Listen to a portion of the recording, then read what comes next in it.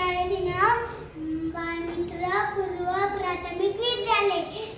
मी तुम्हाला अंकांची ओळख सांगत आहे. 4 8 7 3 5 2 म्हणून मी इथं 2 वस्तू ठेवणार.